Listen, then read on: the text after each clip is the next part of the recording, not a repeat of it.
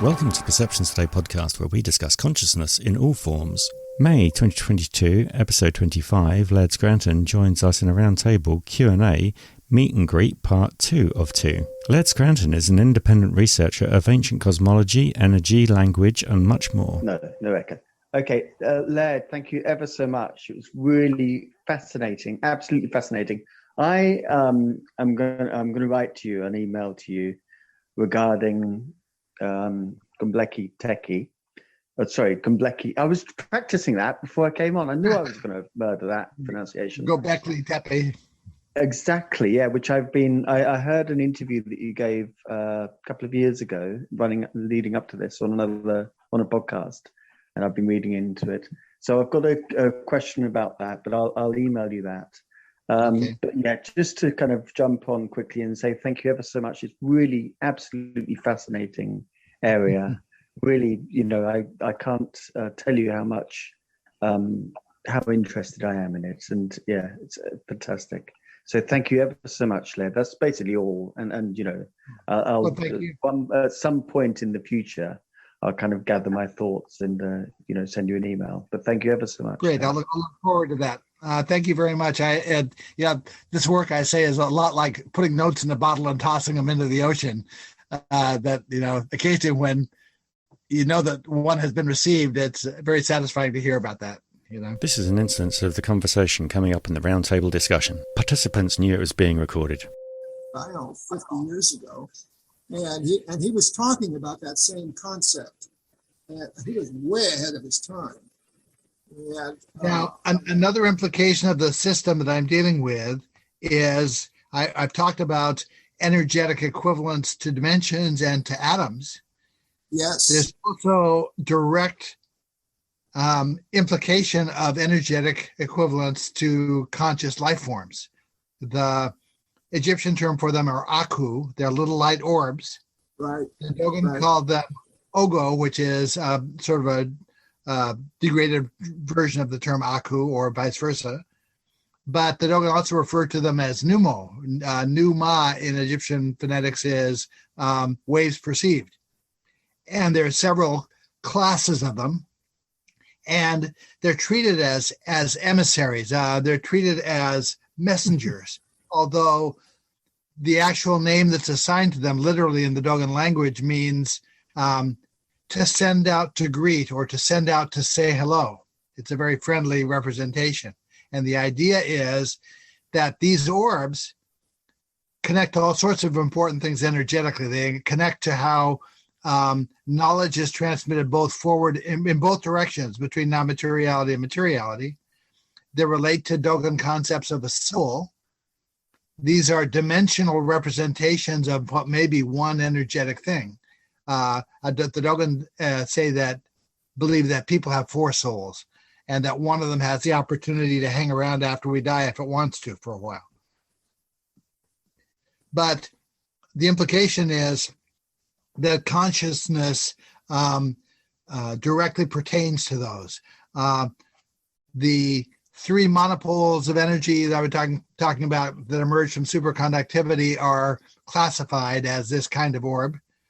The sun and the Sirius stars are classified as this kind of orb. So there's a level at which the sun may actually be a conscious entity from the Dogon perspective. Well, Rupert Sheldrake says that, doesn't he, with yes. the way that consciousness works as well, saying that everything's conscious in some way. It's just the degree of consciousness as we perceive it. Let me just say this, Paul.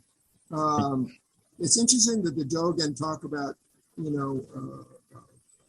other consciousness that surround them, because I have such an experience with a companion I call Charon. That's just the name I knew that.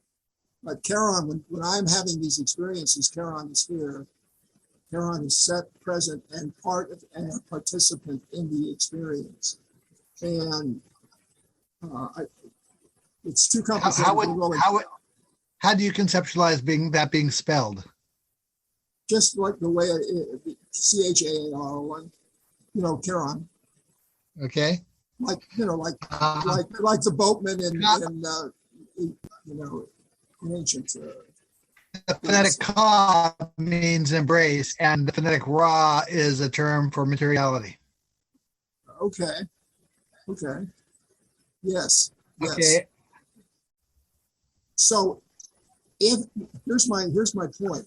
If the electrical charges and all of that is creating another entity, that is also me. I mean, Jung called it the companion, but so I'm actually in two places at one time. It isn't another entity. It is actually me in another form. Okay. Right. This is the first time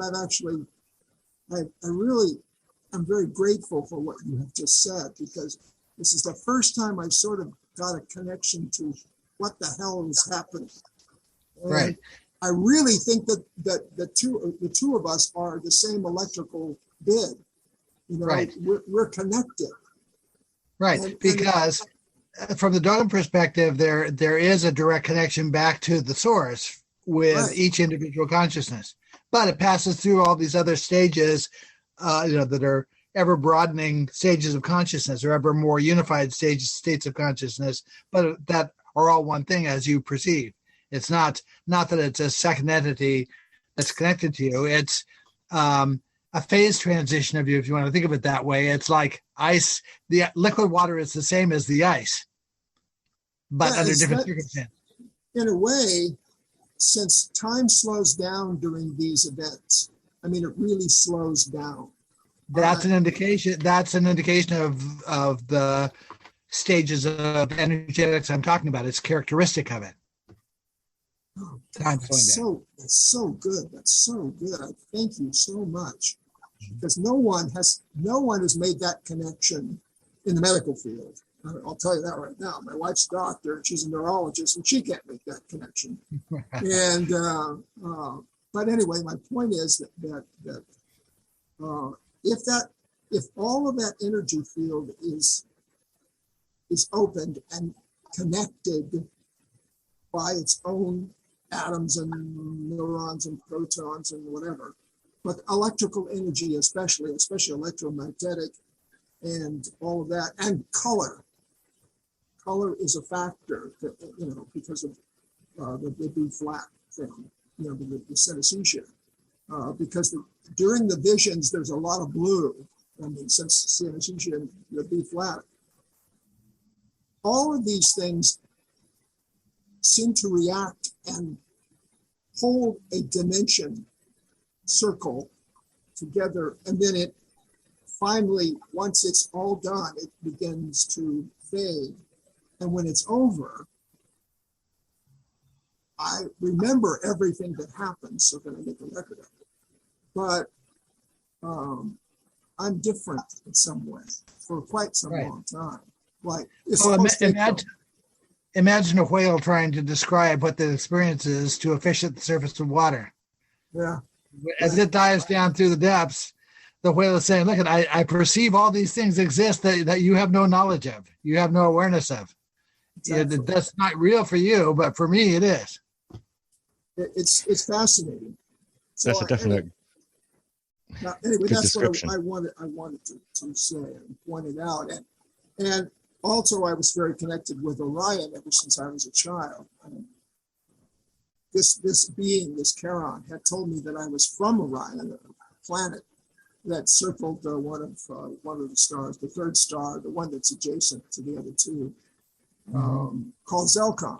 And I'm sorry to pause you on this one, Myron, but I know some people have got some time issues that have come in, and I want to make sure everyone gets their questions in with what's going on today.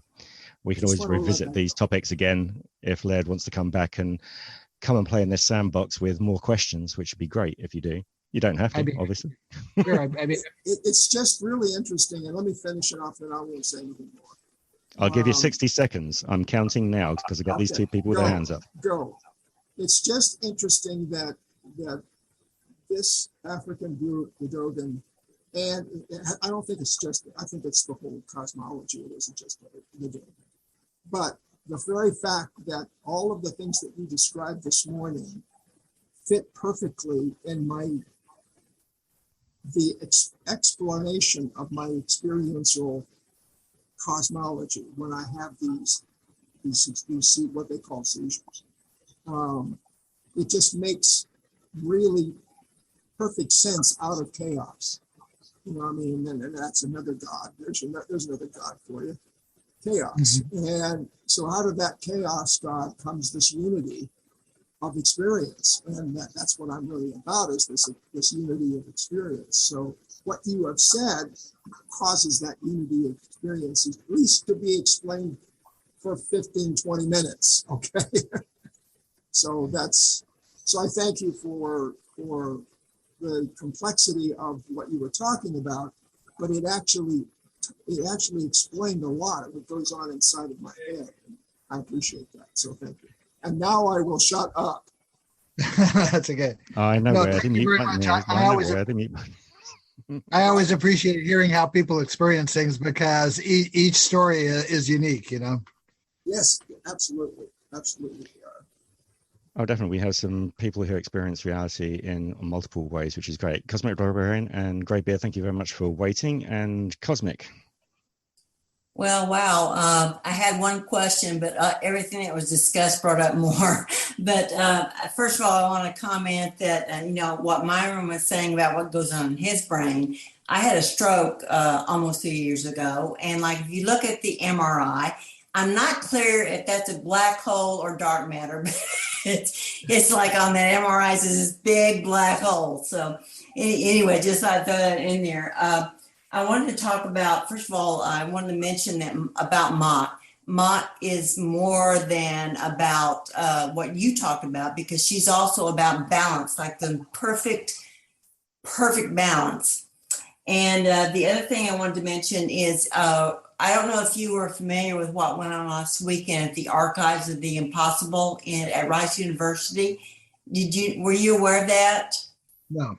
Okay, I'm going to have to get you in touch with those people, because I think it's at Rice University. It was called the Archives of the Impossible. It was a 4-day event, and they probably would love to have some of your stuff on file there.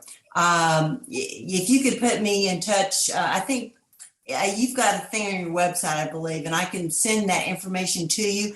But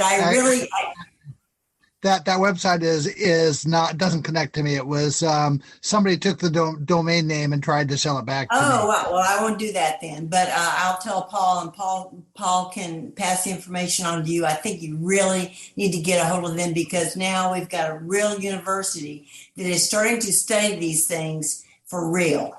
And Cosmic, we can pass it through the chat if you want. And Paul, it's fine to pass my email address along at your discretion.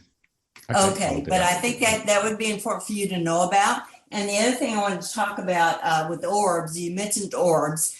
I have been seeing orbs for years, and those little balls of light. And I've seen them very small, but I've also seen them as big as basketballs. And they will just sit and observe me for a while, and they slowly drift away, go through the wall or whatever. So I've had that experience for quite a while, and they've never scared me.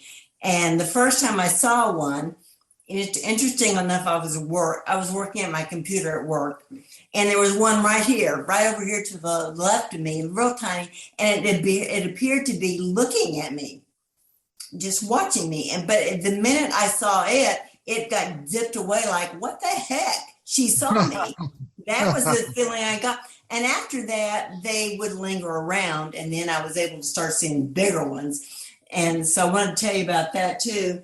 The other thing is, when it comes to, I know you mentioned briefly UFOs, and I wanted to mention that the aerial school in Rwanda, where these school children about 20 some odd years ago saw these UFOs come down on their playground, and they were going to make a big documentary called The Aerial Phenomenon.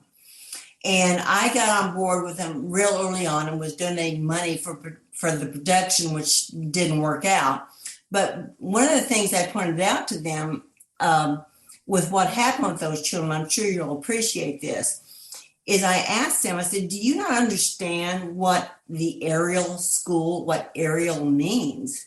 I said, in some belief systems, the archangel Ariel was the angel associated with nature.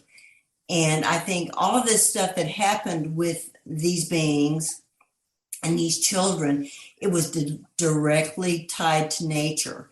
And they didn't even know that. They never even made the connection that the name of the school was the Ariel School, and that what these children experienced was really something to do with nature. And I wanted to run that past you and ask you what you thought about that. Well, in terms of the orbs, those are very interesting experiences. I mean, I've seen videos of the orbs moving intelligently, so I don't doubt for a minute that happened. They very often turn up on film when people can't see them. I understand that certain people can train themselves to see them, but most people can't. Sometimes we mistake refractions of light on a camera for an orb, but there are many times where the light is not moving in any way connected to the motion of the camera, and it's pretty clear to me there's something else going on. No, I think that's amazing to have. First of all, absolutely connect me with the Rush University people if you can. Okay. And I've just swapped your emails in both directions so that you've got them in two areas. All right, very good. I will forward that information to you about the Archives of the Impossible at Rice University. And by the way, Whitley Strieber has donated his records, and also Jacques Vallée has donated a lot of his records to that school. So, well, that's good. Whitley is a friend of mine, so that's good. Then he can probably definitely put you in touch with what you would need to do and any interest you have in donating anything for their research. Good. That sounds good. Just going back to light and orbs and other bits and pieces, obviously there's in biology, they've found in some people's eyes have got other receptors for different colors. And there's one particular woman, I think it was about 2 years ago, I read a scientific report where she could see 100 other colors that most people couldn't actually see. Oh, and it was yeah. due to the way she was processing. So we just don't see everything and we don't interpret correctly. Well, the thing about color is interesting because you can ask people that know me. I can look at a color once, and I'm one of those people, I can look at it once and I can go into a department store and find that exact color or something that will match it exactly. I have a memory for color. That's like perfect pitch only for color. Yeah, that I have that. And I don't know of how many colors I see that other people don't see. How would you know that, really, if you think about it? But I can tell you that I have an eye for color. And when I start seeing these orbs, I mean, I mainly see them as white or glowing balls of translucent light. But I have taken pictures of one that was as green as it could be. It was like as green as the trees out there. And so it was very interesting. I don't see them as much as I used to. Maybe it's because of that black hole in my brain now. I don't know. But I think it's very interesting. And so I'm glad you brought that up. Well, thank you. Thank you for your time and for being the smart man you are. Well, we do what we can. I have an unfair advantage. I feel like, you remember in 5th grade realizing that the teacher's copy of the book was a lot thicker than your copy of the book because it had all the answers to the questions in the back of the book. Oh, well, yeah. I feel like that in various ways with these traditions, especially with the Egyptian hieroglyphic words, that I have the unfair advantage of having the teacher's copy of the book. That's always good to have when you want to flick through those, because obviously you've got multiple different cultures kind of dictionaries that you were discussing on different other podcasts as well, where it comes down to like the Maori and other places, and I think it was the Phoenician as well. That was fascinating. Sorry, it's taken a long time to get to your grey beard, but now you're up if you're still there. I'm still here. Thank you, Paul. Hi, Mr. Scranton. I got 2 questions, if you don't mind. I had an original one, but since you got on the topic of orbs, I need to ask a second, if you don't mind. I don't mind a bit. If you could repeat, what did you say the Egyptians or the Dogon called them, the Nomo or Nomu? Okay, first, the Egyptian term is Aku, either that's transliterated either as AKHU or AAKHU. Aku is also a term for light. The Dogon refer to equivalent concepts by the term Ogo, O-G-O. O-G-O, okay. And then you mentioned something about several types and being messengers. Was that correct? Right. There are several classes of these orbs for the Dogon, and one of the key ones that interact. Okay, I was recently rereading a book by John Burke talking about enhancing agricultural seeds in ancient cairns, but through his documentation of the sites, he kept incidentally turning up pictures of these orbs. For the Egyptians, for the Dogon, for the Hindus, and for other groups, these Aku are directly associated with the fertilization, the fertility of seeds and plants, and the fostering of them. John Burke's outlook was that the energetics of the cairns were producing energy that was enhancing the seeds. The Dogon perspective is that the cairns were producing energies that were conducive to the orbs, and the orbs were enhancing the seeds. I find that interesting with the different types and the messengers. I've been following a researcher, I believe out of England, who claims to have one.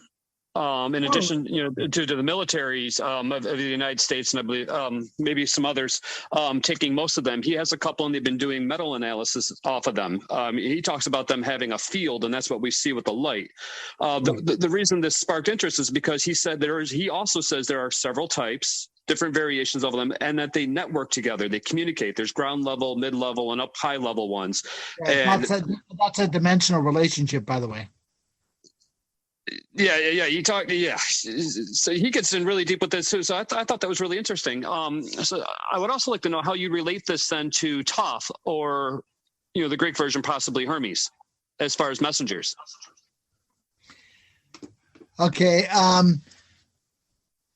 First off, the term messenger, while it communicates, a messenger is also a term that applies to the three belt stars of Orion.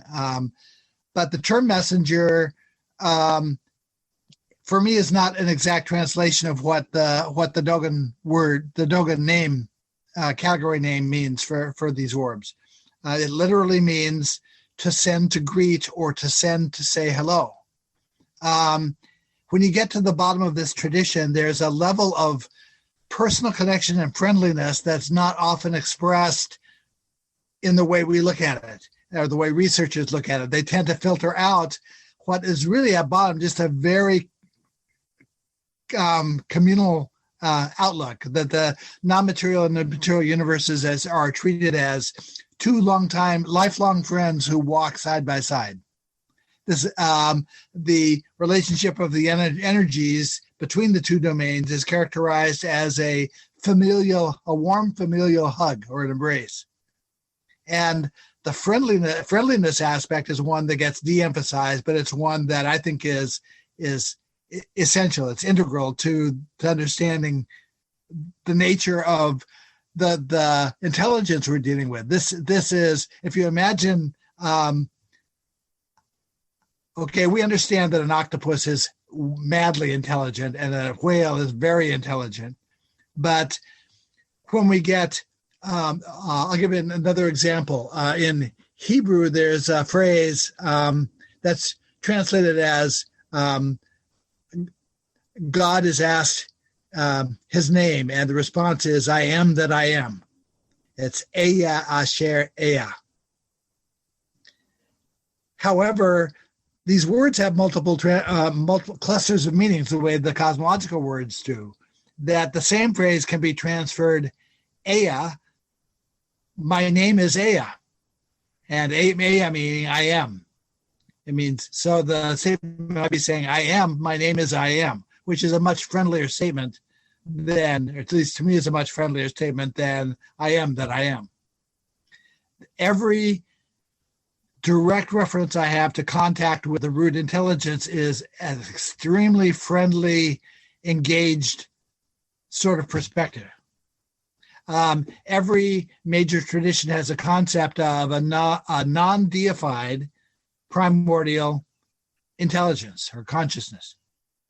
In Kabbalism, it's referred to as the primordial individual. Budge interprets Egyptian glyphs to produce a name Sa, but the vowel sounds are not always certain in Egyptian language. They have to guess at the vowel sounds.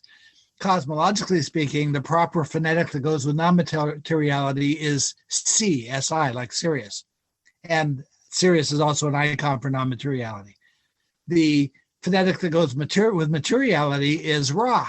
So the proper name for a consciousness that's comprised at the universal level, between the two domains, a grand consciousness that it communicates between non-materiality and materiality is Si-Ra, or S-I-R-A-H, S-I-R-A or S-I-R-A-H.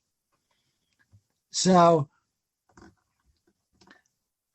it's an interesting prospect. The idea of them being messengers, though, the concept is that they communicate. Their role is to communicate things back and forth and to monitor what happens on our side of things and to take action when necessary on our side of things and to influence things as necessary on our side of things. Now, this is all 3,000 years prior to Christianity, so the references are further removed from Christianity than we are. And so I try to avoid some of the Christian outlook on things because certain key things get flipped that shouldn't, to keep things in the proper perspective. For instance, where Christianity sees an opposition between good and evil, the Dogon have an opposition between truth and error, a very non-judgmental, a much friendlier outlook that when an initiate works with an informant, a priest, the dictate is to just keep trying until you get it right. There's not a question of being right and wrong. It's just that certainly not a judgmental outlook of it being good or it being bad. It's either the consequence of not getting it right is trying again. So I sort of resist the messenger outlook because it leans a little too far towards Christian perspectives that look at the things the wrong way. You can't get at this the right way looking at it through those binoculars. You can get at some of it. There's a lot of it that's absolutely the same, but there's a lot of it that's twisted just enough to miss what's really happening from my perspective. Just a quick one to throw into all of that. And again, this might be too of a topic to open up to go further on. Could it be the kind of feeling of when you are saying, obviously, like there's two universes that get together, one gets bigger and heavier and denser, and the other one gets lighter, and it happens that way, and information comes through from the other one. Do you reckon that could be like your intuition, the guides, that kind of information, and then your brain picks up and interprets what's going on? And that's being kind of like your messenger, herald, whatever kind of description you want to put on it, the kind of flow of your looking back at kind of like an encyclopedia, or a teacher's just trying to tell you, keep doing it until you find out the right answer kind of routine. Right. Well, Samkhya, that way. Samkhya flatly says that there are routine efforts made from the non-material side to communicate knowledge or induce actions on the material side. In some ways, the dynamic of energy is a sleep dynamic, only it's not our sleep dynamic. It's the dynamic of a dolphin. It's called unihemispheric sleep. And the reason a dolphin doesn't drown when it sleeps is because an entire half of its brain sleeps at a time while the other half stays awake. That's the same for birds as well, because they don't fall out of trees then. So now at the fully extreme state of the cycle, one of the domains is said to have, the non-material domain is said to have perfect knowledge with no ability to act. The material domain is said to have perfect ability to act with imperfect knowledge. Now, from a human standpoint, there is a circumstance where a person is perfectly conscious but has no ability to take action. And that's called locked-in syndrome. There was a famous book and film written by a person who was locked in called the Diving Bell and the Butterfly. This man had suffered a stroke at the wheel of his car and then had an accident and was taken home thinking he was brain dead. And one of his health aides noticed that he was able to blink his eyes in a systematic way. And she set up a system for letting him indicate a letter. She'd step through the alphabet and have him blink at the right letter. And then he was able to communicate words and eventually write a whole book that way. Well, that's the circumstance of non-materiality at this moment in the energetic cycle. One of the grand motivations of the whole esoteric tradition, from my point of view, is that state, knowing that you're going to end up in that state, is like being buried alive unless you have a compatriot to interact with who knows that you're in there. And so one of the purposes of the esoteric tradition, from my point of view, is to sort of interview and select out a group of individuals who can be the aware contact in these times where materiality is as least aware as it can be of non-materiality, to have a group of people who are still know that the non-material consciousness is in there and who can take action on its behalf. Does that answer your question, Greybeard? Yes, he did fully. I had my original one until he mentioned orbs, then he piqued my interest. But if I could branch off what he was, Mr. Scranton was talking about with Hebrew. Just call me Laird. It's okay. I'm just Laird to everybody. Yeah. Oh, Laird, sorry. To branch off what you're talking about with Hebrew, so a lot of people, from what I've read, Hebrew is quite similar to how you describe the Dogon or the Egyptian language as far as the phonetics and the sounds and the vowel syllables having meaning. How does this extend to runes? Is there a relation or correlation with runes and the geometry and sacred geometry of that? Okay. In terms of languages, many of the Dogon cosmological words are ancient Egyptian words. And Budge routinely uses Hebrew words to explain the Egyptian and letters to explain the Egyptian glyphs and words. So we have a transitive property where many of the key words are at the same time a Dogon word, an Egyptian word, and a Hebrew word. Beyond that, the Dogon language preserves 18 subgroupings of other languages. You can almost trace a lineage for them. Some of them are Tamil words, some are Turkish words, some are Faroese language words. We're talking about two eras of instruction in ancient times, two major eras. One at 9000 BC in southeast Turkey, a second one around 3200 BC on Orkney Island in northern Scotland. The Orkney tradition, the way the Dogon describe what happened is that 8 representatives from any tribal group were taken to a remote location, given instruction in these concepts, and sent back to instruct everybody else. And so you have groups that seemingly, apparently emerged from Orkney having been taught and returned back to where they came from, some in ancient Crete, some in moved on to North Africa, to Greece and to other places. The runes are a later form of written language that's later than 3200 BC on Orkney. The Viking era was much later than the instructional era on Orkney. So the runes connect in complicated ways because the Scandinavian traditions connect in complicated ways to the same tradition. So must the runes as a form of writing, but it's far enough removed that it would be difficult to trace a direct lineage for it. Then the Orkney tradition, many of the sites were abandoned around 2600 BC. We know for certain that whoever put the first stone placements at Stonehenge had intimate connections with Orkney, that the first stone placements are a match for the Ring of Brodgar on Orkney. There's a stone house that was built in that era at Durrington Walls that is a structural and furnishing match for the Orkney house. There was stone furnishings placed in the house. The dimensions of the house and the rooms and so forth are a match for this Skara Brae house, and so are the stone bookcases or other furnishings in the house, a match for those houses. And that became a standard in the UK for houses around 2600 BC. There's one in Wales next to the stone quarry where the Stonehenge bluestones were thought to be excavated.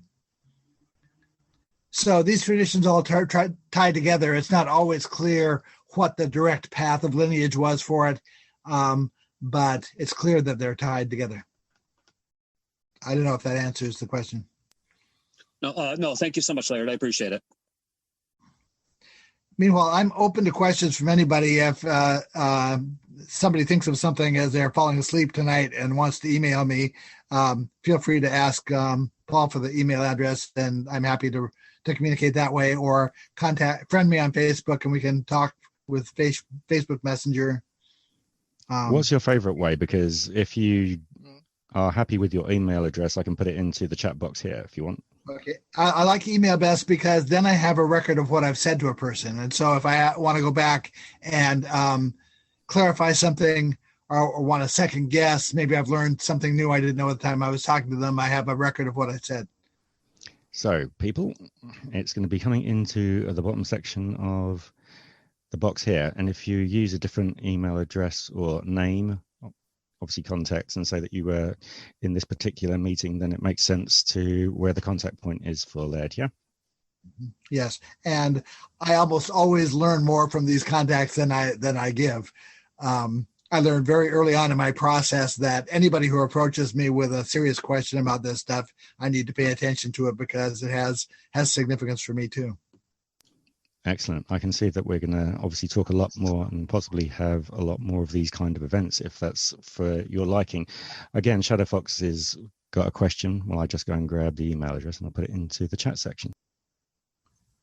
Yes, thank you actually for that offer. I think like when you guys, I'm going to bring the conversation back just a little bit because you were speaking on how there was like no sin, okay, when you're within that language construct, because it is that energy. And if we look at it in a metaphysical or esoteric explanation, and this is why I like it, because it just kind of breaks down all the emotional components.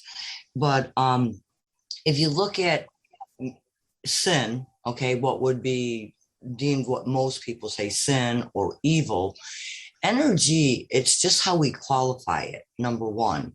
Number two, it's like we can look at that and view it as a perception of, missing the mark, or like in error, like try again. Okay. So if you were to sin, the word sin actually like kind of translates to synergy in negation. And I just find it fascinating because there's so many different cross references. And one of the points that I was going to ask you, because I would absolutely love the opportunity to possibly speak with you about that light energy and it's like you were even speaking about, they have like a grand consciousness, and there's just so many crossovers on many different octaves, let's just say. It's just absolutely phenomenal. And the major thing is that communication, and it's coming about the time where right now, as this energy and these energy of laws are specifically coming into vibration, it's the law of understanding. And the more that we can kind of like all compare notes, like whether it be a personal experience, or this is what I've researched, or this is what I found from my field of study, it really just helps build that communication aspect where eventually we can start stepping in, and the words, sometimes words just really, they can be misinterpreted, they can be misconstrued, where in that communication in and of itself, like if you're talking with sound or with light, there is no miscommunication in it. It's like the concept is immediately understood. And eventually, I believe humanity is going to work within that framework where our actual words will become less and less and more absolutely focused. And I would just absolutely love to be able to share with you some concepts, and I would love to be able to contact you. Well, absolutely. I mean, use the email address, and I'd be happy to respond to whatever you want to talk about. Thank you. Let me just say that I've known Laird before, and he will answer your emails. He does, and you can have good little discourses through the emails.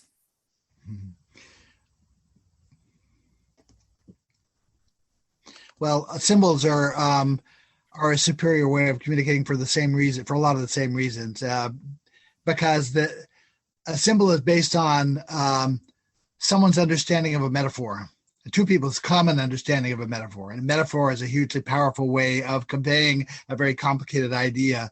Parallelism, okay, two techniques in this system. One is parallelism. If I know that all the intimate details about item A, and you tell me that item B is parallel to that, you've just given me a whole set of concepts without explaining a thing. Or if I know all the intimate details about item A and you tell me item B is the opposite of that, you've just done the same thing. So my book, Primal Wisdom of the Ancients, is talking about these kinds of instructional techniques that are really high-level teaching methods that are apparent in the ancient symbolic system that make it really immediate and intuitive to convey knowledge about a thing that might be unfamiliar to a person. And the difficulties that it looks like somebody had, 10,000 years ago, settling on which metaphors were the best ones to try to express an idea in, not knowing what our references would be, trying to receive it. Oh, definitely. I mean, it's just mind-blowing on some of the things that I really would like to obviously dive into really deeply with yourself. I know that you've got a time limit, but how is your time at the moment? I should probably wrap up here shortly. I appreciated very much having the conversation, and I'd be happy to come on again and talk. If you guys want to come armed with a set of topics you want to talk about, or a set of questions you want to address, or we'll pick a phase of this, an aspect of this that's of interest, and I'll try to explain a little more of what I know about it. Oh, definitely. I mean, if you can give me kind of a rough time limit that you've got, then I can just let people come up and just say hello to you who are just going to say hello because they got the opportunity, because that's always good. Okay. I'm good for probably another 20 minutes.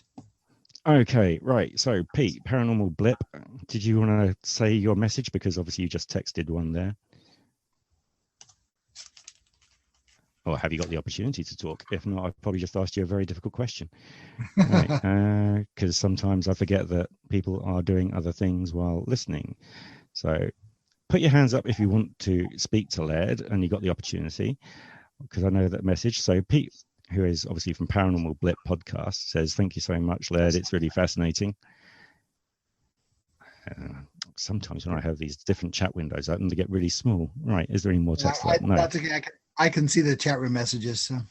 That's good.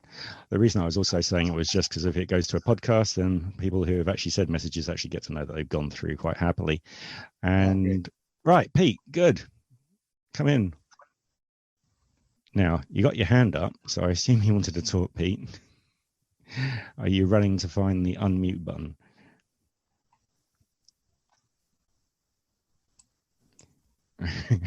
This is going to be one of those cases where he's just hit the button and it's gone up. All right. So you're says I can't unmute. Oh, okay, right. That's okay.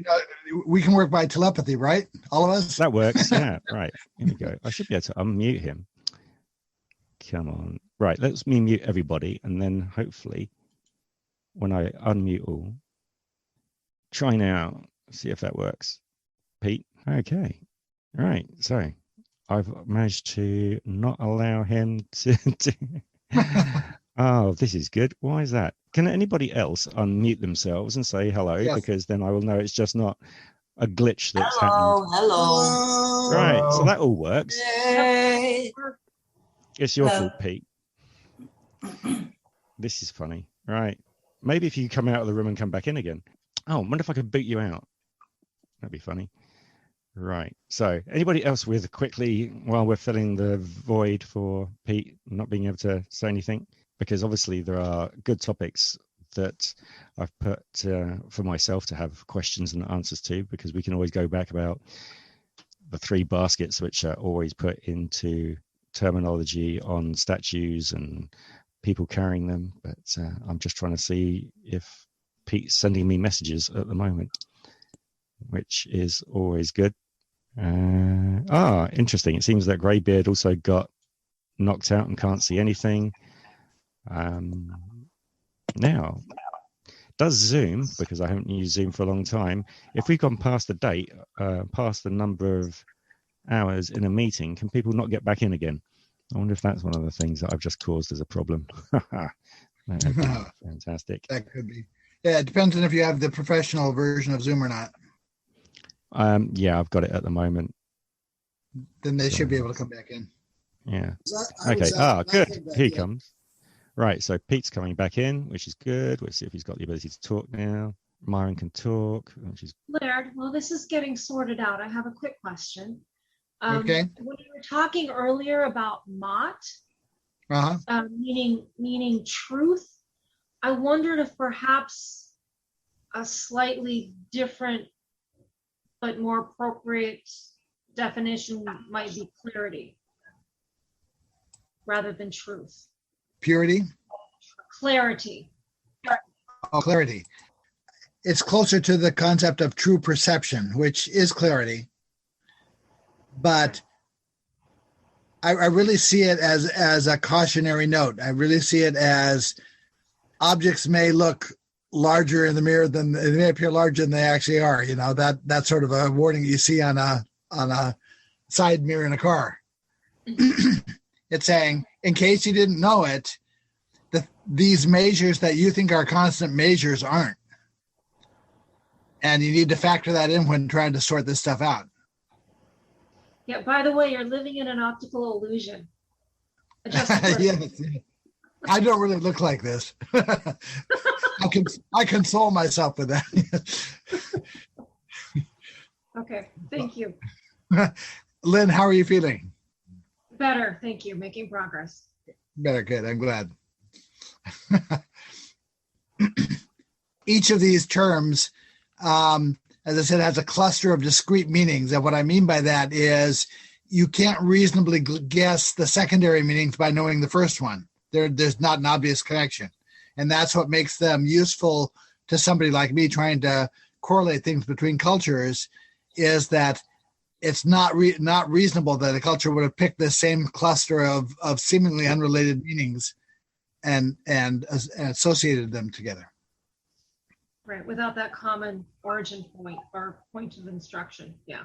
Right. And so Mott is one of those terms that in the Egyptian dictionary, you're going to find, half a dozen or more meanings for Mott, and it means all of those things.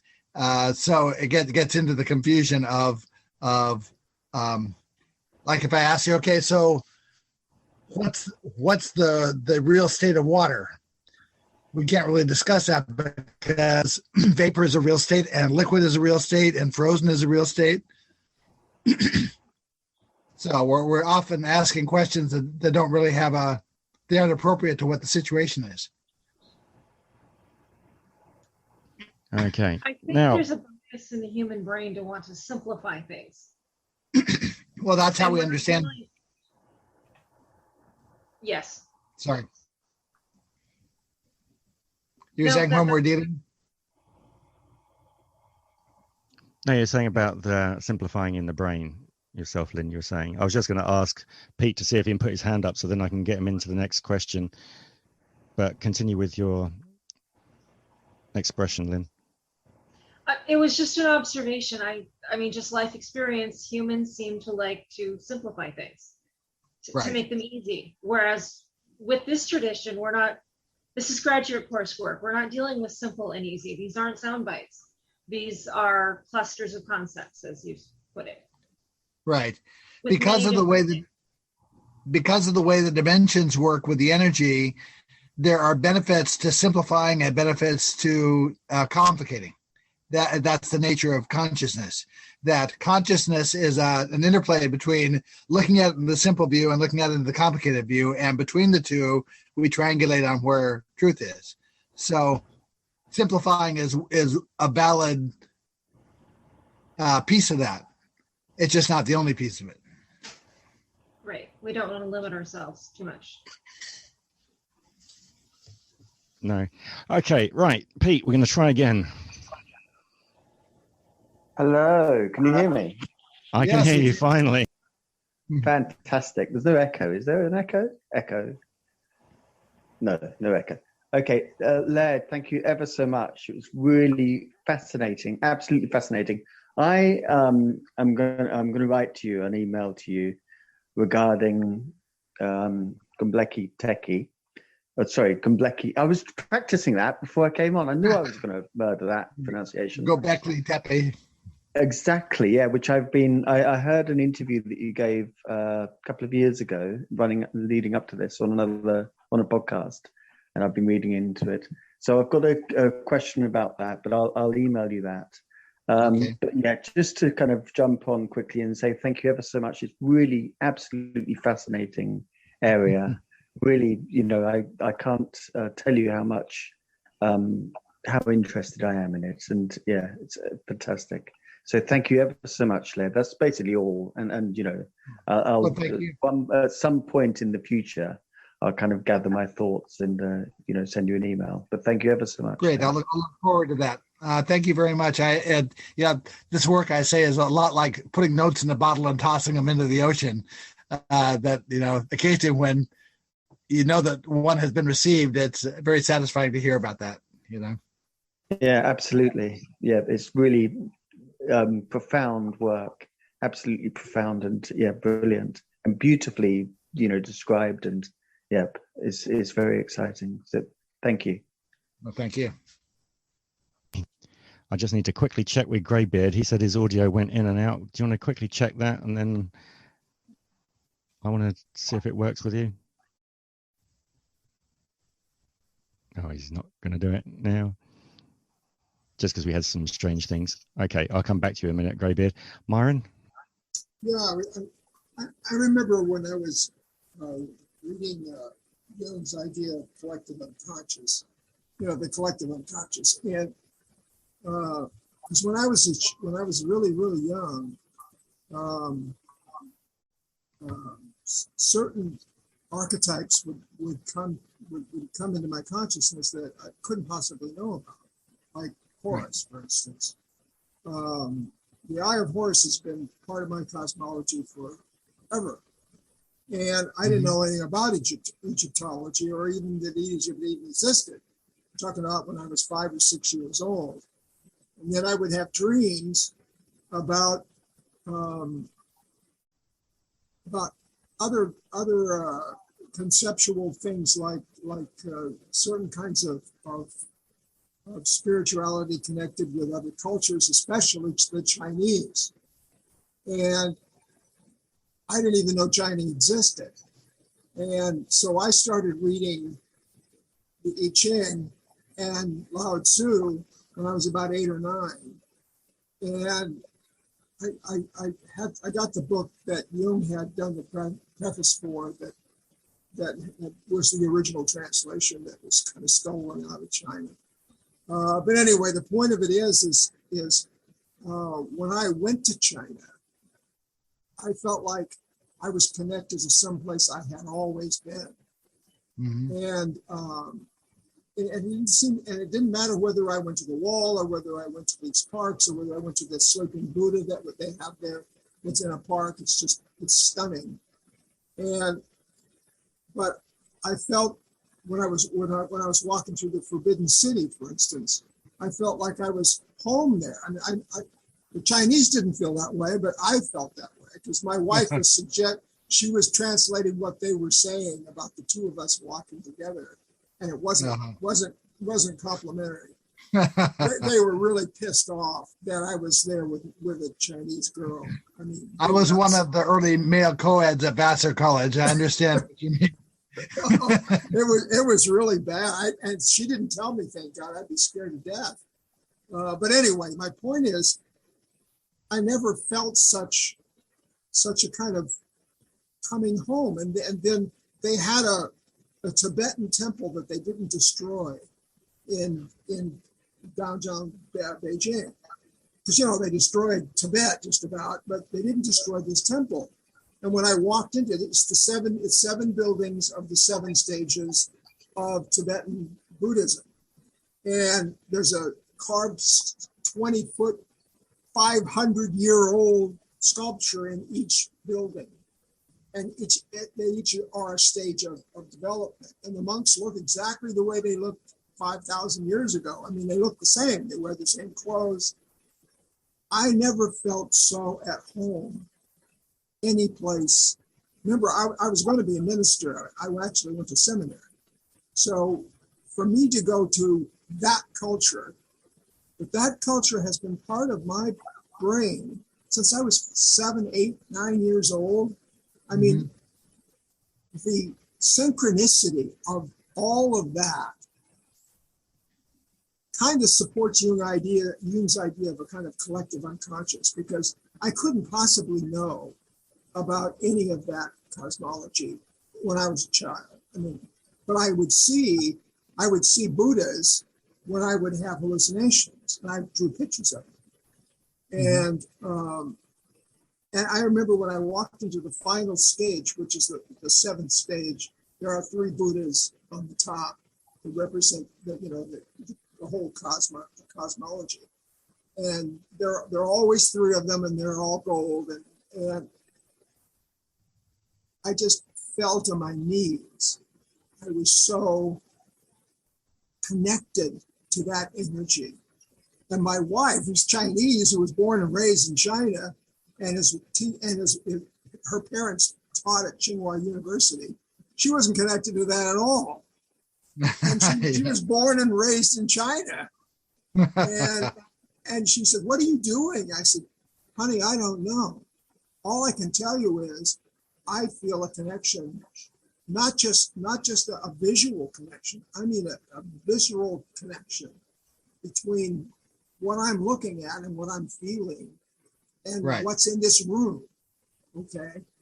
And I just wanted to make that statement that I think that somehow cosmology goes in and out of human brains, and if you catch it, then you've got it and you see it, and then otherwise it just goes through. It just keeps going through.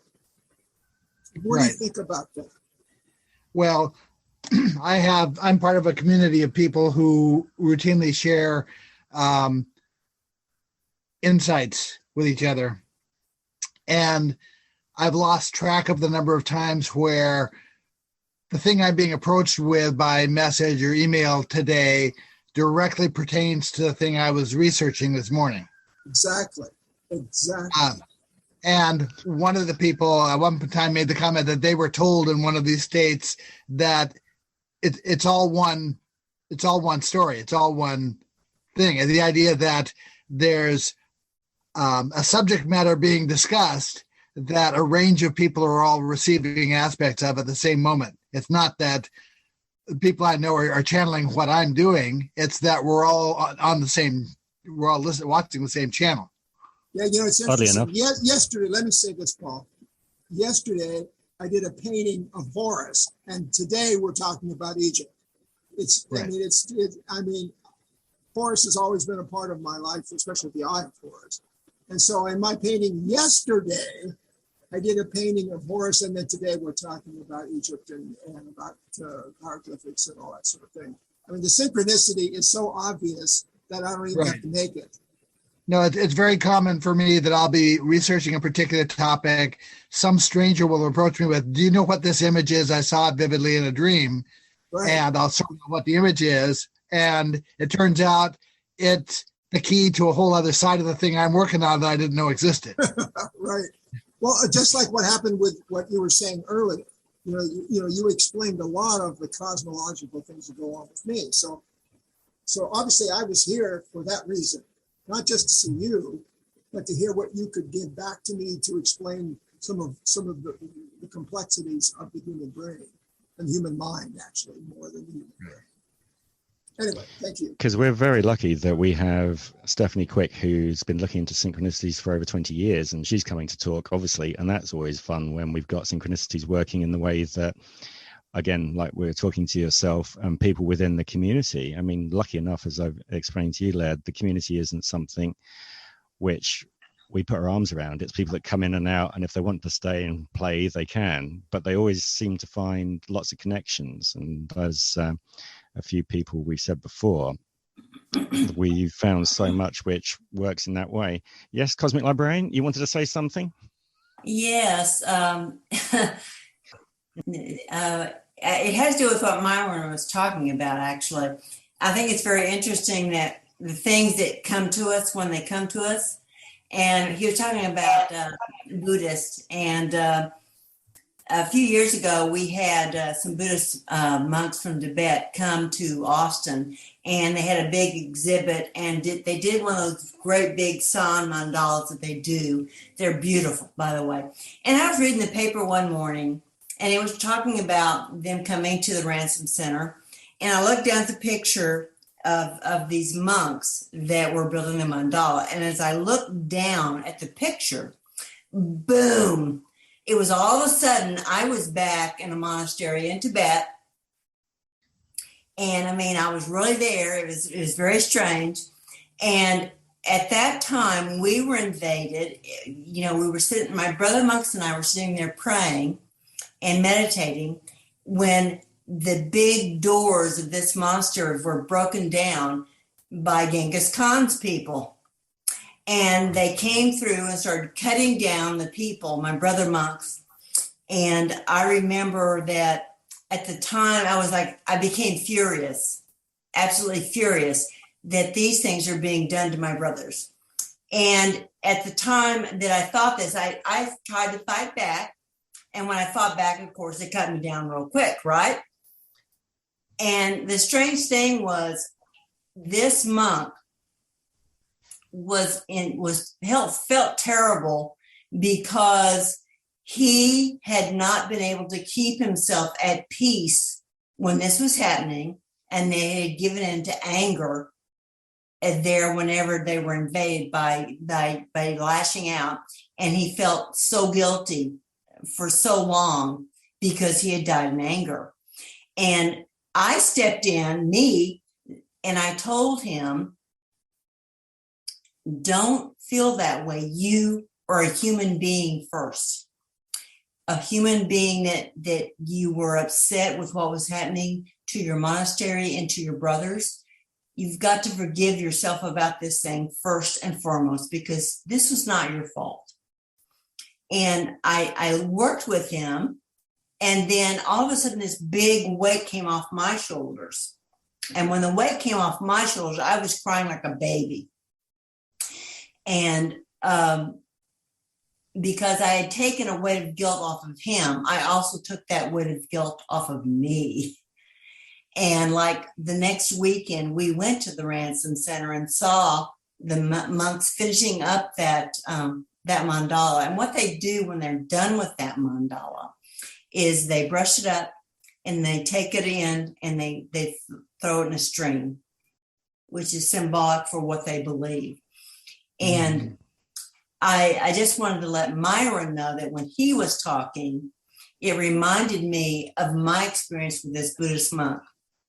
And I don't know what sets these things off. I don't know why we go or why I go to those places and what is the key. In this particular instance, it was that piece of beautiful mandala art that they were putting down with, which was symbolic of how things are so impermanent. Right. But I just want to relay that to Myron because I understood kind of what he was he was feeling, because I've been there, and I don't even have to go to the place anymore. All I have to do is just have something that sparks whatever that is to remember. And I have dozens of memories of other lives. I don't consider them reincarnated lives. I consider them other lives being lived right now. Right. So I know the clock is running down. I want to make sure that obviously Shadow Fox gets hers in quickly, because obviously you said that you got about 10 minutes or less. That was about 10 minutes ago. So. Well, we can do one more question here. I don't have a question, but I would like to wish you a happy birthday. Oh, thank you. Thank you. My birthday's on the 12th. Yes. Do we all want to come off mute and we can all sing happy birthday now if you want, and we include that in a podcast? That'd be hilarious, because we'll all be out of sync. I'm not sure that syncs over Zoom, but we'll find out. Please don't. You spoil all my fun. It'll be pitch nightmare for you, huh, Myron? Yeah, please don't. And don't hit me flat. I was not going to say that. I can imagine it. I appreciate the wishes. So happy birthday. Well, thank you very much. Without singing. Yeah. Happy birthday, Laird. All the best. In text. I turned 69 this year, so you're in symmetry my to it. category. I just turned 69 as well. Yay! You're just a kid. God, Yeah. I'm almost 79. Wow. Yeah. I've been here a long time. Well, that's good. 79, you look 10 years younger than that. So Yeah, that's what they say. I don't feel 10 years younger than that. But yes, I've been through a lot in my life. So, but yeah, I mean, I think age is, well, I think it has lots to do with genetics. I have to put in there that it's quite true. As long as you keep yourself active mentally and everything else, that tends to be the big point, where if you just sit in a chair and think that you've retired, lo and behold, they've found with one of the studies, I think it was about 10 years ago, that you probably pass away within 18 months because there's nothing holding your attention, which is a really horrific study to read. So well, I have to do an art piece every single day. So I work 16 hours a day on a painting every day. And then I post it, and that's a vision that I have. So if I have a vision, I paint a picture of it as a record. So I've got 8,000. wow. definitely go and look at his They've been website. shown all over the world. I've shown all over the world. I mean, Myron Dials.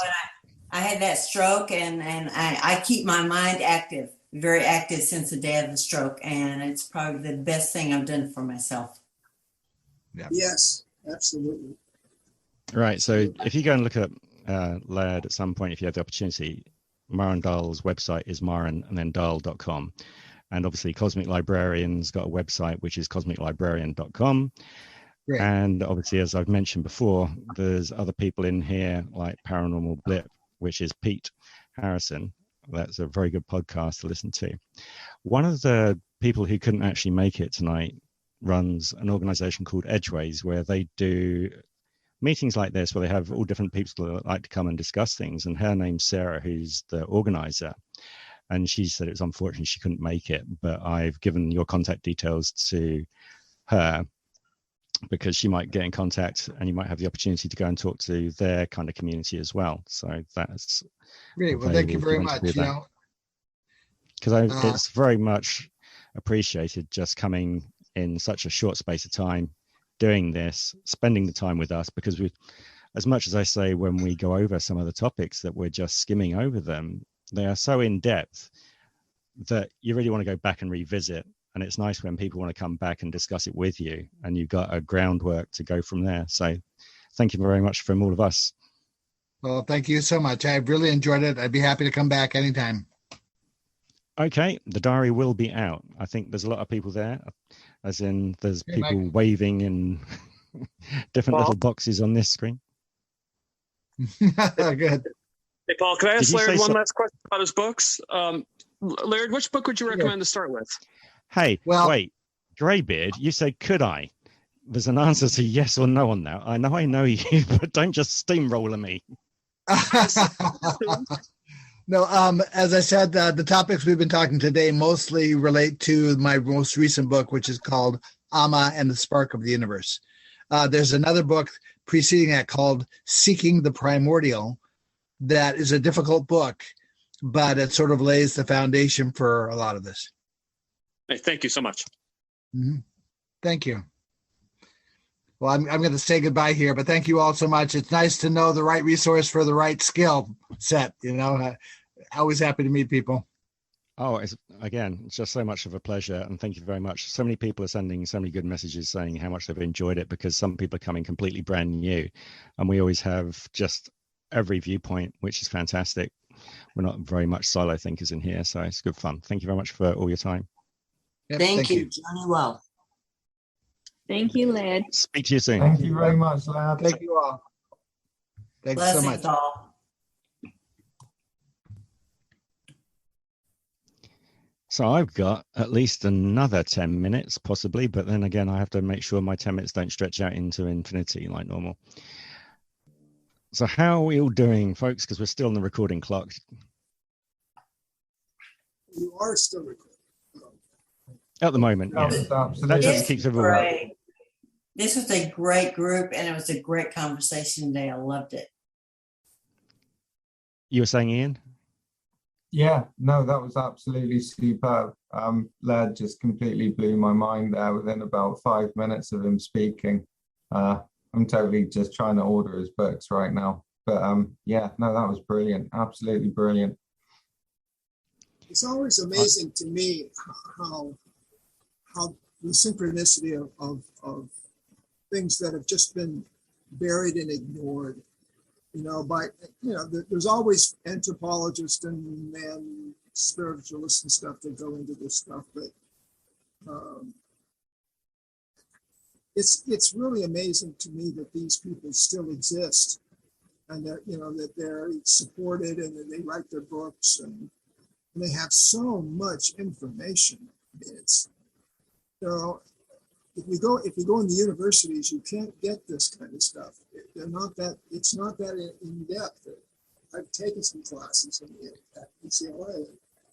No, you can't. I mean, when putting together the event details, I went and found a URL which is called Owltail, I think it is, and you can actually search out different podcasts. So I found there was 47 different podcasts which Laird's done before. So I put that in the actual invite on one of the website pages so that people could actually go and sample set the different books that he's done and how other kind of interviews or roundtables he's done. And it's really nice that he finds the way the questions are coming this evening so inclusive and wanting to come back again and talk, and also he's quite happy to go and talk to other people and find out information as well, which is great. So Shadow Fox, it's nice to see you, and thank you very much for turning up and seeing that. But again, with all the people that are coming to talk and be part of the community and pass on information, it's just been such an amazing time so far, I feel. I do agree with you. It's just kind of like, the surface of things, because we just don't have time to go into all of the things that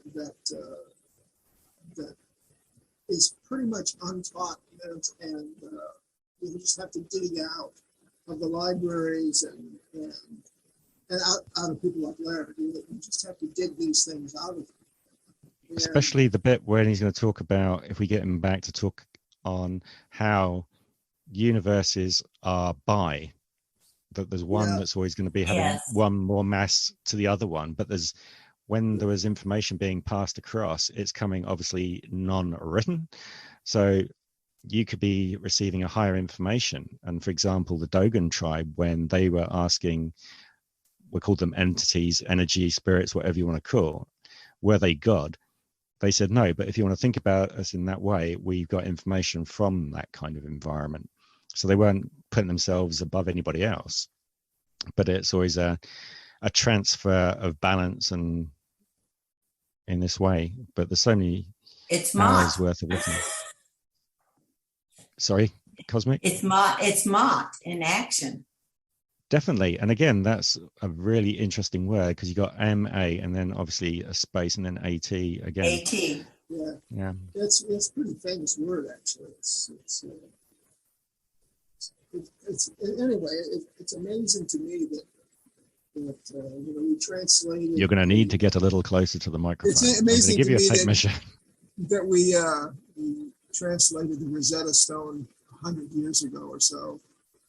And that gave us the insight into the hieroglyphics and all that kind of thing. And since that time, Egyptologists in Egypt have finally gone back to studying their own origins.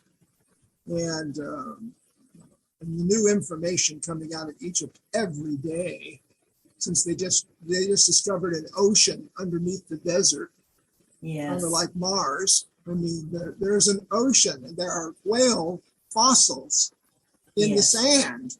So it's amazing to me. All of this stuff is happening in the last 120 years or so. It's really it's like the whole world decided to wake up a little bit. It's been asleep through the Middle Ages and then the latest thing, the latest fad, but now it seems to be that people are waking up and are more interested in the total world than they used to be. At least some of us are. I don't know. I was going to say, I don't think it's everybody. I think no, it's nothing. There's more people, but it's not very many, really, when you look at the whole population. I mean, if you think about it, there are billions of Buddhists, then there are a billion Christians, and so even though we don't think the exact same mythologies, the mythologies are still there. Like he was saying, underneath the surface, they're all pretty much the same.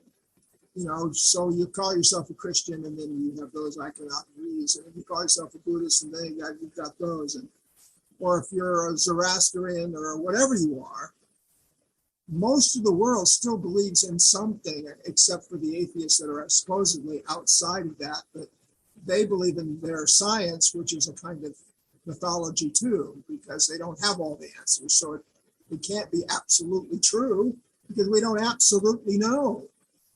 So if we can't absolutely know, then it can't absolutely be true. It can only be the next step to the next, to the next insight.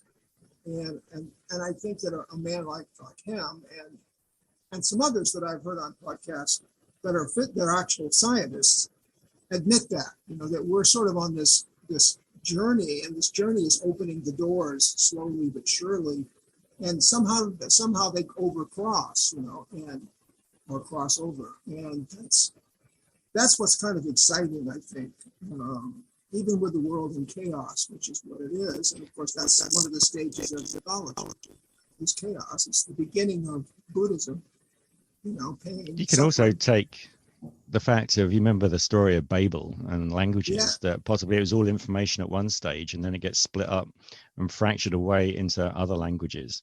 Because when you listen to a lot of Laird's work that he's found out, certain numerology sets are so important across all the different cultures, whether it be Tibetan, Chinese, or the Maori or the Phoenicians. And it's like, working in sets of 10, their days and weeks with that kind of way, or they're using 7 canoes in the Maori myths, I think it is, of creation. And then that relates into 7 other kind of symbol stages. And you just want to get it all out, massive piece of paper on the floor, and just trying to make all the different connections and draw your different diagrams and try and work out where we kind of lost it all from. But it's fantastic. What's really bad too is there's so much that, I've been studying this stuff for so long, and sometimes my brain goes crazy making the connection. So when I have somebody like Laird start talking about these things, I don't feel so crazy, because I make connections and people go, what, wait a minute, what are you talking about? And it makes me feel a little nuts sometimes, but making connections is so important. And there's another man that's dead now that was an Egyptian. His name was Hakim. And if you've ever read the book From Light into Darkness, it talks about how Egypt, of course, was enlightened centuries before we even knew there was an Egypt or any sign of Egypt. And that what happened was the Egyptians went from being a very enlightened people to going into darkness, which is, I think we're still kind of on the lower edge of that and maybe getting ready to grow again into the light. But we still got a little ways to go. Remember, the Egyptians were conquered by Alexander the Great. So that's right. That really changed the way their whole cosmology operated. Well, their cosmology changed over time too. So if you really study way back and all through their history, their cosmology changed in little bits and pieces. We tend to put it all together in a bucket and say ancient Egypt, but literally there were a lot of different belief systems, and even the names of their gods changed over time, and they took on different aspects as time went by. Yeah, and there's also, they even had monotheism for a while under Akhenaten. And that's but that was a very important concept for its day. And absolutely it was. Absolutely. It was very different. It was very different. But yeah, and sometimes Horus is a brother, sometimes he's a son, sometimes he's a relative. You know, this on and on it goes. I mean, we're talking about 5,000 years here. I mean, you know. I know. I had a dream once about my two boys. I have two sons, and the whole dream was about the sons of Horus. And this whole dream was about my two sons, my real two sons in this lifetime, being sons of Horus. It was a very bizarre dream, but it was very vivid and very strange.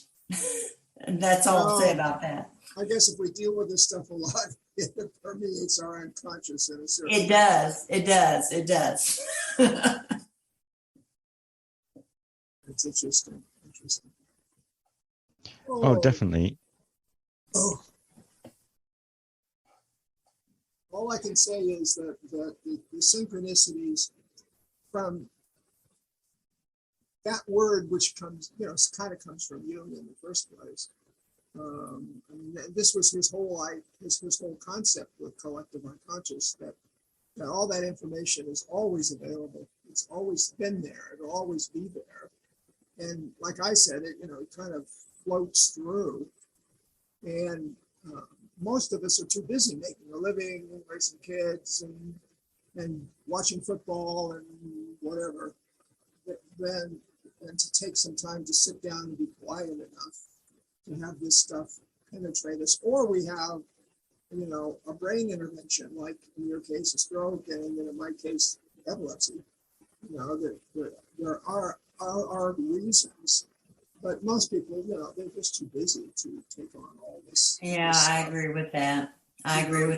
It's very hard in this world now to have that, and I made a concerted effort for years to do this, but it was sometimes it was very hard to learn and to grow in ways I wanted to, because real life intervened, but that doesn't mean I had to stop. And I'm so glad that I didn't give up, and that I've continued, and I don't know where it's going to lead, but it can only benefit me, the world, and all the people I know. That's the way I feel about it. It's important to everyone.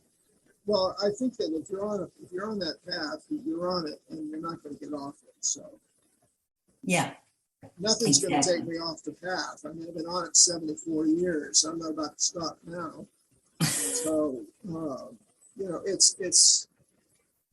but I worked with so many people, like hundreds and hundreds of people, because I was in charge of them, that this stuff never crosses their mind, ever.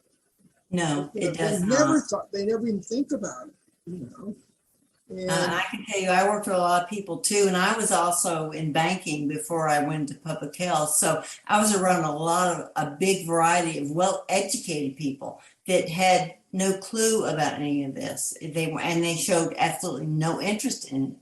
And so I tended to pull back a little bit, because they just looked at me like I had a screw loose, like, what does this mean and what does it matter to what we're doing now?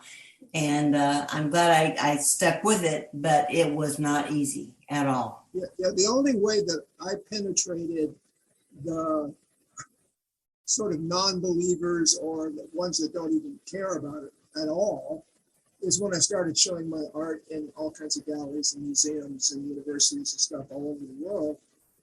Then all of a sudden they got interested in the cosmological part of the images. But before that, I could have talked all day and they would have said, does anybody know the score of the Laker game? You know, that's what I would have gotten. And I would have gone, no, I don't know the score of the Laker game. No, I don't. It's like the old Plato's Cave bit. If you're the person that's actually been let out and you want to go back and talk to others, they got no idea about it at all. And it's us who either have an accident or has some strange event that makes you curious, or you're just born curious. And the other ones are quite happy to just go along with the herd. And it's really strange. It's a peculiar way of looking at things. Yeah, and what's interesting is that we're herd animals, you know, I mean, we are herd animals.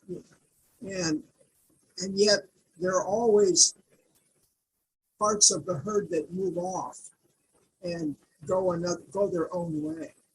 And that's kind of unusual, I think. Yeah, I think a good anthropologist or zoologist would wonder why that's so true. You know, it's a fascinating journey that humanity has been on, and whether we're going to make it or not, that's all academic. But after all, anything could take us out, including ourselves. I mean, we're right on the edge right now. So, but I don't feel negativity. I don't feel any. I feel very optimistic. You know, my roommate comes home and she's all freaked out. You know that Putin's gone crazy and whatever. And I don't feel that. I gotta agree. I don't feel that.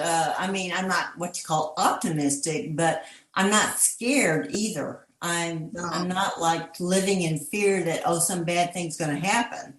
I mean, I acknowledge my own death and all that thing are in the future, but I don't sit and dwell on those things, and I don't see them in a negative light, because even you can't have light without darkness. You've got to have that dark edge out there, or the light doesn't mean anything. It's not even light if you don't have darkness. The only time that all that goes away, I think, is when you get into when you get to like what they call nirvana, or where no opposites exist. So there is no light, no dark. There's just consciousness, and that's it. And that's the end. That's the end of the dualism. I think as long as you're trapped in dualistic thinking, then you're trapped with those opposites. And when those opposites disappear, they just disappear.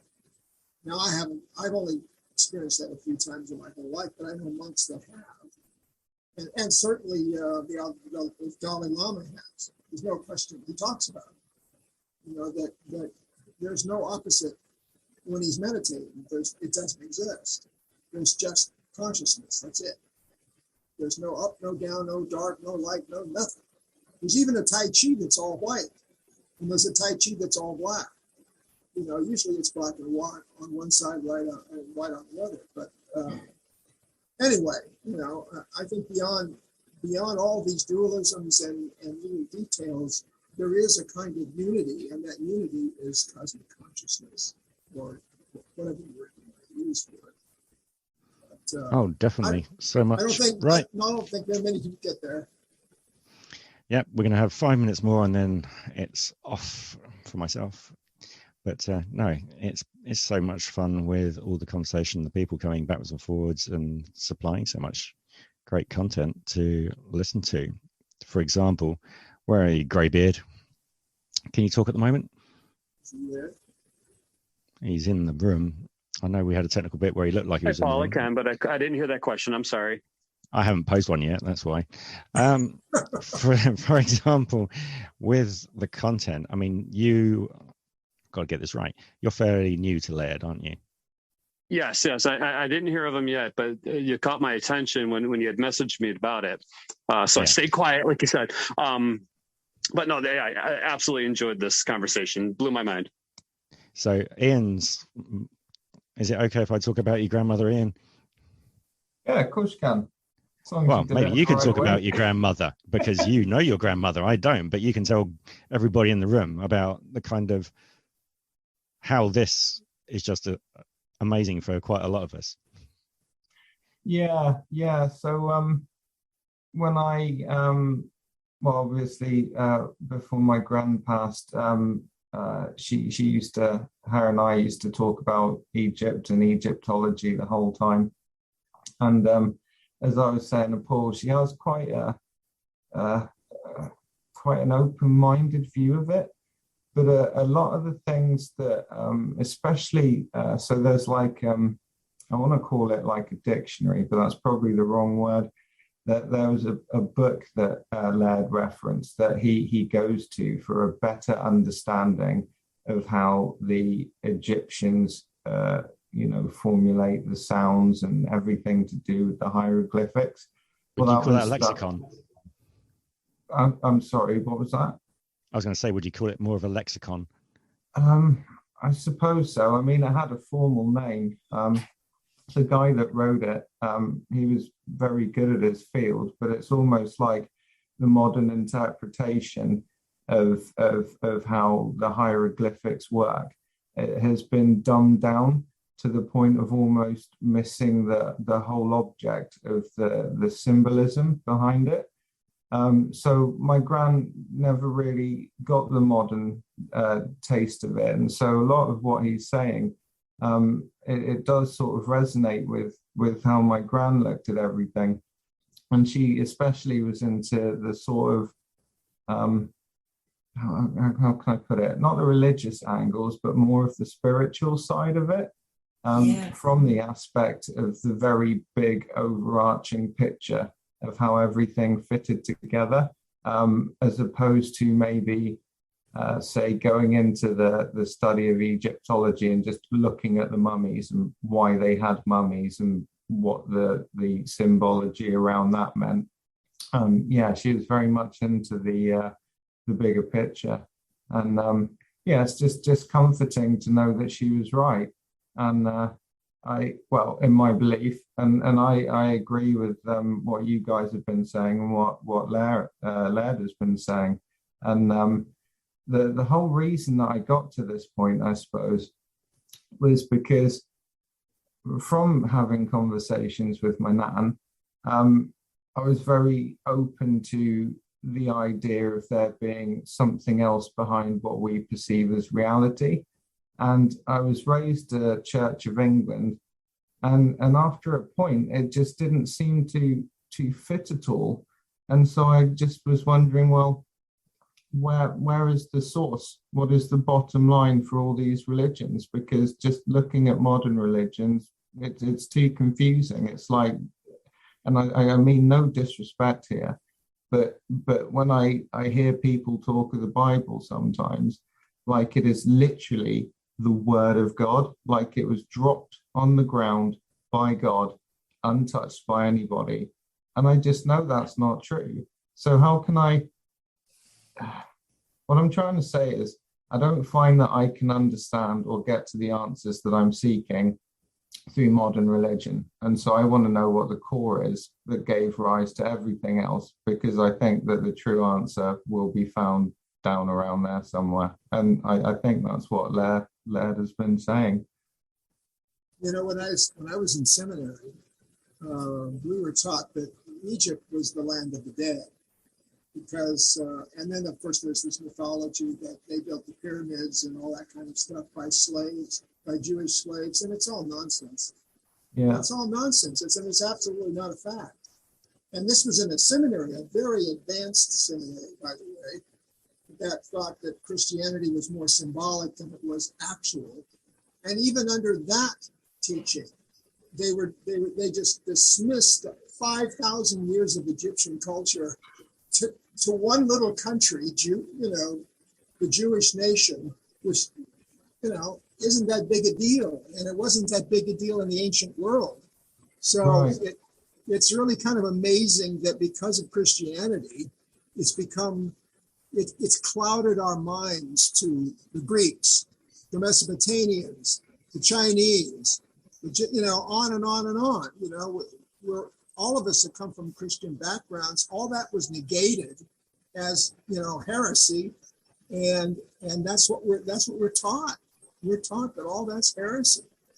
And, well, what's really ironic is if you know anything about Horus and I know everything about Horus and Osiris, then you kind of see the beginnings of that legend that became the Christ. Well, of course. I mean, it's if you study all of this stuff, you start to see all the connecting threads. That's what's so amazing, is all of these things are so connected. And at first glance, they don't look that way, but when you really study them and go down to the meat of it, they're all the same thing. Yeah, well, they're all the same thing. That's what most people who study this stuff in depth know, that it's all one thing. That's right, it is. And yet they all argue that it isn't one thing. That Judaism is one thing, and this, and there are certain truths, and Christianity is another truth. And I mean, I think that's everybody. What kind of gets me. Yeah, Sorry, it's cut you off there. It's yeah, the arguing and the back and forth, and it's not about getting to the truth, is it? It's about someone being right and telling the other person they're right to a point where they back down. And I didn't really get into any of it for that. I just like to have a better understanding, right? But yeah, modern religions and things, their current purpose is so far removed from what it should be that it just seems futile trying to really invest a lot of time in that. Although I respect everyone's religion and their beliefs, if that's what you want to, put your time and effort into, that's perfectly your choice, and I'll support you in it. But it's not for me. I need to, I really would like to know a little better going forward.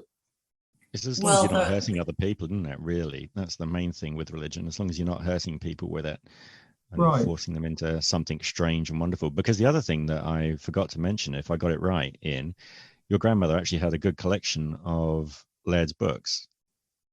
I have a good collection of Laird's books. Well, there you go. I was going to say that's a greybeard as well, because he may well have a couple of the reference books that he was talking about. But as for her actually having Laird's books, I think he may have been just a touch after. So I don't think she was really sort of buying books and time and things like that when he was there.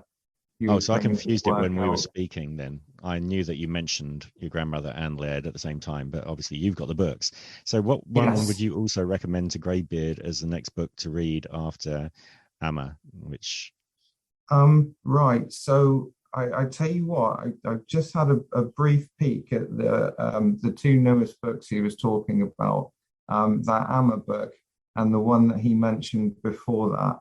The primordial one, yeah. Yes, the primordial one. I reckon the primordial one absolutely, definitely has to be read and then followed up by Amma, like he said. But I can tell you which ones that I've bought. So the first one I got was The Science of the Dogon, and that's quite a nice introduction to the Dogon mythology. And it kind of sorts the wheat from the chaff a little bit, because back in the day, there were some arguments that came up about whether one of the original people that went and spoke to this tribe actually achieved what he said he achieved. And it turns out that he did. And it's good for that argument to be clarified, because it gives you a lot more faith in what comes later on in the book. So the next book that I have after that is Primal Wisdom of the Ancients. Yeah, that's an excellent book.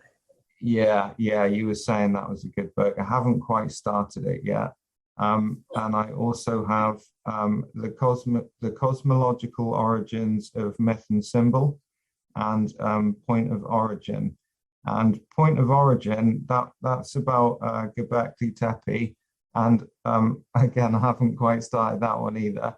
But I think the premise is basically that could be the, as he was saying earlier, maybe the main source for other I want to say communities where they all went to, learn the same sort of ideologies, if you will. That's and the then way they disseminated it. if you read Scarabray, that's what it's about too. It's about that community on that Orkney Island. That's what it was. It was an educational place where people came and learned things, ancient teachings, and went out into the world and taught to others. And it's a real interesting book too. It's much more contemporary feeling, but it's interesting. Yeah. All the writings of Joseph Campbell. I mean, he wrote 3 major volumes. One on the primitive man, all the way from Australopithecus to, you name it, all the way to about the beginning of civilization, and then he wrote a whole book on all of the ancient civilizations that evolved eventually into Christianity and all of that, and then he wrote a whole book on modern history as well. And, Like The Man with 1,000 Faces is really good. That's just a summary. That's a summary. Yeah. He wrote volumes on all of those subjects. He did. Over I have them. over 8,000 years. So, he spoke all those languages.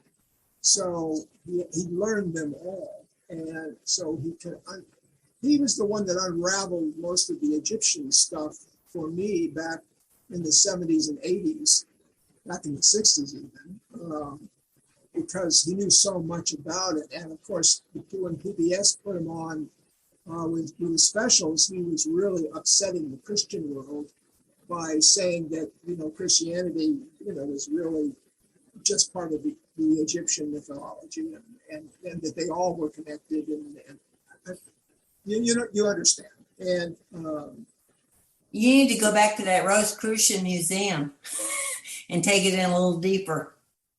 It's amazing to me, that these people have always existed, and even that, even the PBS. I think he was on for 9 hours, 9 episodes, or 10, something like that. Right. And The Power of Myth. Yeah, but it covered all of civilization, all of the history of the world. Right. And then there was a guy, Jacob Bernowski. I don't know if you know who he is, but Jacob Bernowski covered the beginning of science all the way through till present day in 9 presentations on PBS called The Ascent of Man. Yes. And that's all on YouTube. It's all free and it's all on YouTube. And I really exhort you to look up Jacob Bernowski, because first of all, he worked on the atomic bomb, but beyond that, he also understood how the world evolved, how nature and man and all that evolved. And he talks about it in the scientific perspective, and all the scientists that brought all this stuff forward, and some of it backward. And it's a pretty fascinating subject. And he's a remarkable intellectual man, just remarkable. In fact, he predicted in his very last episode, he's at his home in Palos Verdes, and he said, the ascent of man, of course, will always go on. But there's no guarantee that the West will take it to its next place. He said it's just as likely that it would be China and India that takes the ascent of man forward. That was in 1972. So what's happening? China and India are taking the ascent of man forward. That's exactly, and America is going backward. We're going backward and they're going forward. So he was right about that. That's exactly what happened. Could I ask Greybeard just a quick question? You said earlier about one of your friends and the orbs. Were you talking about Patrick Jackson at all?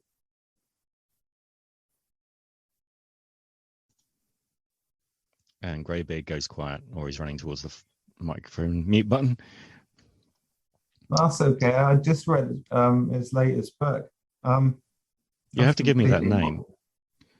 Patrick Jackson, and the book is called hold on, Quantum Paranormal, and it's it's different. I'll tell you what.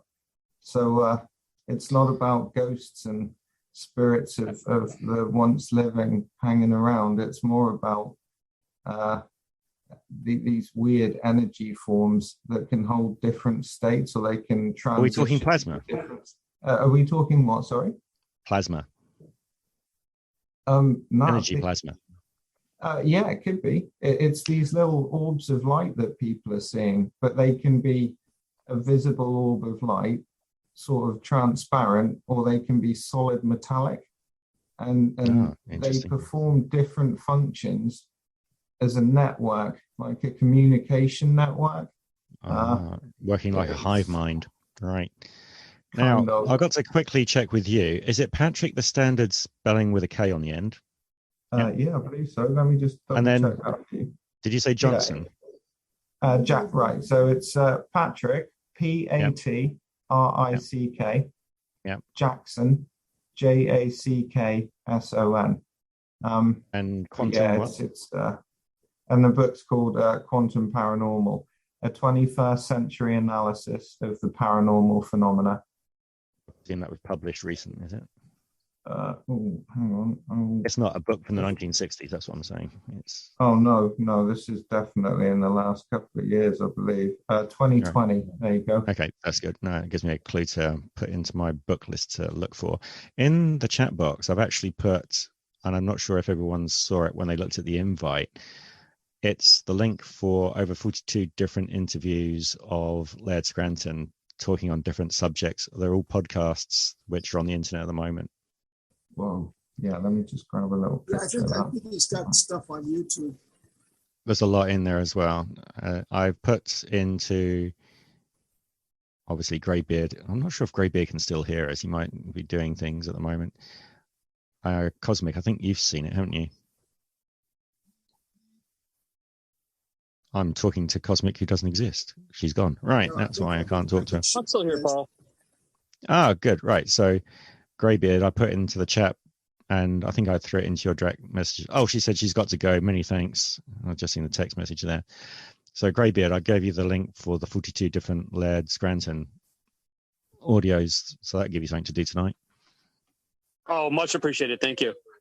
Yes, send me that too, would you? Yeah, I'll get that into the Facebook Messenger. Because I've only heard one, and I know he's got a ton of them. Oh yeah, the one on the Maori civilization that I listened to, which was done, was fantastic because it talks about them then going up to obviously the Orkney Islands and putting information there, which is fantastic because of just the whole way it all spreads out. So let me just get hold of that link for you. I mean, if you think about it, archaeology is only about 100 years old. But before that, they didn't study the past. They just didn't. Well, also, the other thing is some things will actually be eroded and disappear. So, again, fossils, you have to be particularly quick. For example, mammoths, when they died and were packed in ice in Siberia, it was really quick to stop the body from decaying. It was, an ice fall of massive kind of fist-sized hailstones and impacting, which was they found a frozen mammoth right here in the United States, actually intact. In fact, there was some speculation about whether they would try to take the DNA from that animal and put it in a modern elephant and see if they could make a mammoth or a hybrid. And they're fooling around with the idea. I think it's dangerous myself, but. Well, I was going to say that does not sound like a wise thing to be doing, really. No, I don't think so either. But I'm not them. So I think the permafrost as well. You've got so many bacteria that have been down there frozen, and they want to bring them back and go, oh, tell you what, we can bring this back from a dormant state. And you're thinking, you don't even know whether it could leap out of your protective environment and start causing another issue. We can't even handle one virus. that's killed 25 million people. Just in we can handle it. We years. can't stop it. That's the problem. Yeah, right. Everyone gets to handle it. We Right. just don't want to have it Actually, for too long. that came up in the discussion. Actually, that came up in the discussion on the podcast I was listening to. Yeah, it's scary. It But anyway, kind of freaked me out. So That's scary. That's very scary. just keep their Ian, bones. Just keep send- their bones. Sorry, I was just sat here mumbling to myself. Yeah, what you guys. Can we are join in the talking about. conversation while you talk to yourself? Yeah. Sorry, I was just saying that, it is very scary. And I think the way that we've handled this COVID thing, now I'm all jabbed up with dodgy mRNA viruses or vaccines or whatever the hell it is. Yeah, I don't think we should be messing around with mammoth DNA.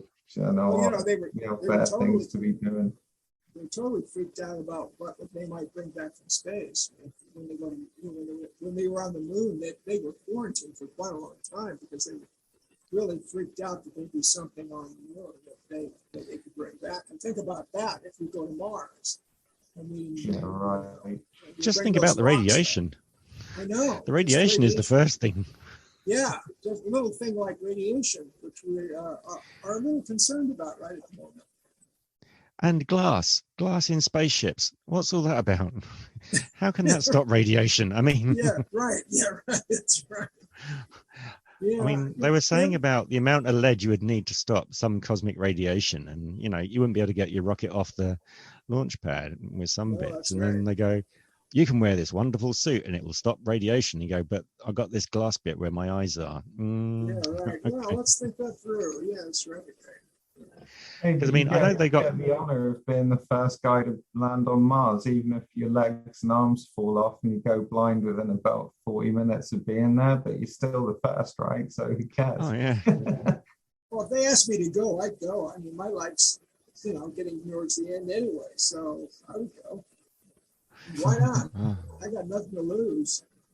Well, talking of that, you want to look at one of the books by Laird, which is talking about, got to get his name, Emmanuel Volowaski, who talks about the electric universe theory. Yeah, I know. And you're looking at Venus being a comet coming in and impacting Mars and then getting into an orbit. Because some of the years that, when you're looking at it, in a lot of the texts around, you don't hear anything about Venus until something around 1600 BC, like the Japanese and other cultures start writing about it. Apart from that, you don't ever hear about it. Yeah, it's quite fascinating to think about. Funny you should bring that up.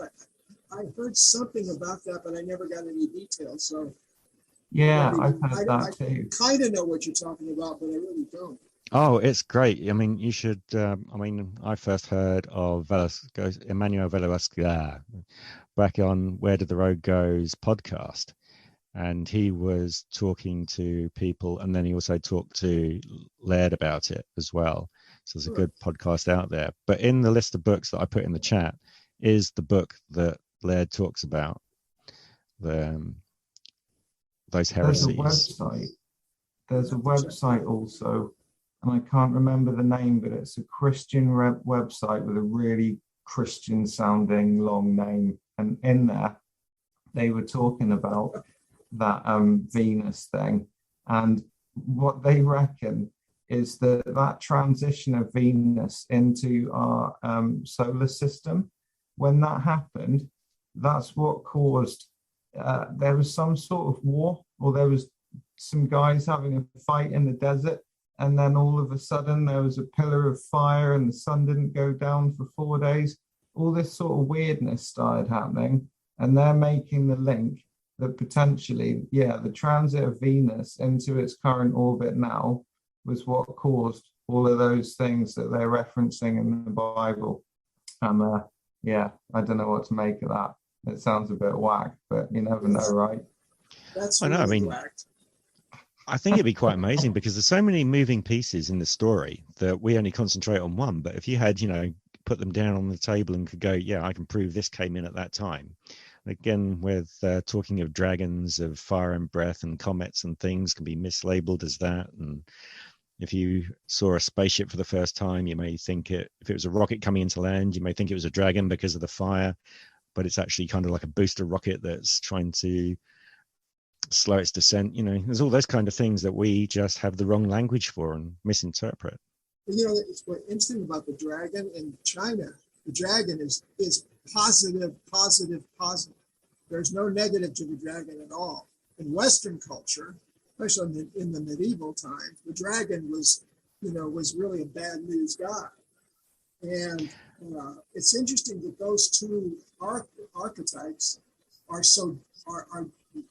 accepted so differently by two cultures. And also, if you take religion, though, sorry. Yeah, religion. Yeah, because in Western religion, the dragon or the devil or Satan or whatever, they're all linked together as being like this really bad entity, the hoarder of money and everything else. That's why I think you get tales of dragons that live in caves and they sit on their pots of gold. Whereas, in Eastern religions and things like that, it's just a completely different concept. No, they love dragons. They have the dragon festivals and the dances. And they're absolutely gorgeous.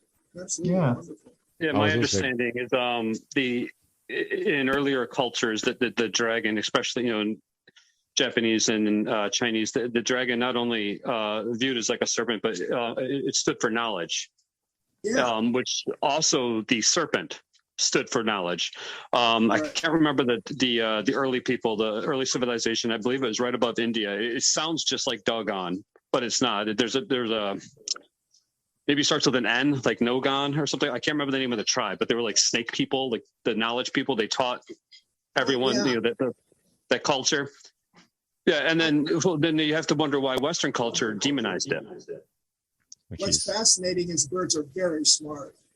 They're not stupid at all. In fact, no. I mean, the terminology that you go, wise as an owl, etc. Yeah, right. Oh, I know. The opposites of how the cultures split words around, and you think you're going to be translating one thing, and you're actually translating the complete opposite without realizing, getting yourself into trouble.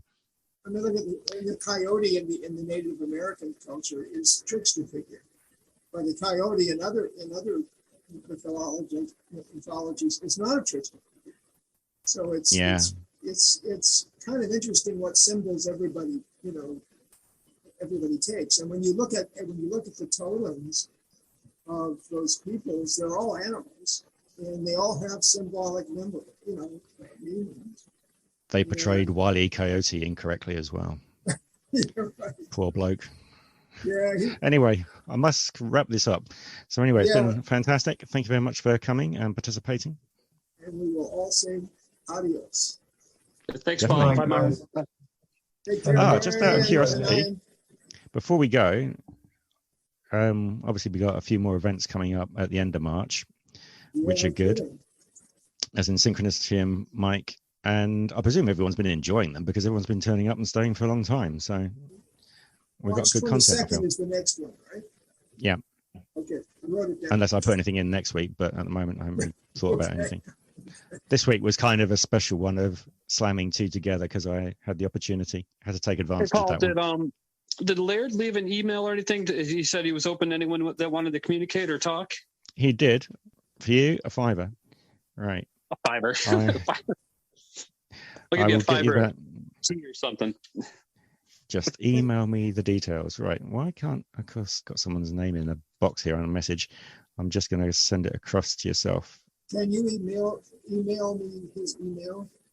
I can email you his email. Thank you, Paul. I appreciate it. I didn't want to beat a dead horse, but I wanted to prod him more on the mythology, the Dogon mythology of orbs, because, man, that's the first time I actually heard it aligned with current research. So I was really interested in that.